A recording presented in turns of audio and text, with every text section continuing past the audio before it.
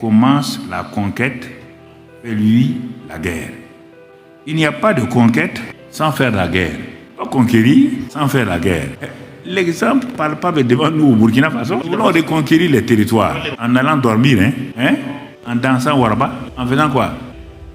Sur le plan naturel, nos autorités militaires ont la sagesse, l'intelligence, qu'on ne peut pas conquérir, ni reconquérir un pays sans faire la guerre, et que l'Église de Christ pense qu'on peut conquérir le royaume des cieux sans la guerre, c'est que l'Église n'est pas du tout intelligente. Le naturel et le spirituel vont ensemble, de façon parallèle. Quand on a commencé là, au Burkina Faso, la révolution avait mis 35 provinces, on a ouvert les églises dans les 35 provinces par le principe de l'espionnage-invasion.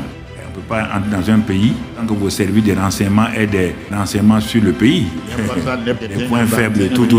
Comment l'armée est organisée. Si tu rentres dans un pays, tu n'as pas ces renseignements-là. Tu te feras prendre quelque part. C'est comme ça qu'on faisait. On envoyait tout le temps 2 espions spirituels. Ils partaient visiter le terrain, la population, les jeunes gens. Ils vivent comment? Quelle est la religion principale? Est-ce qu'elle est pratiquée? Est-ce qu'elle n'est pas pratiquée? Comment les gens vivent? Quelles sont leurs caractéristiques? Ils s'en vont. Nous, on est ici. Nous, on prie, on jeûne ici et ils nous donnent des informations. On les collecte.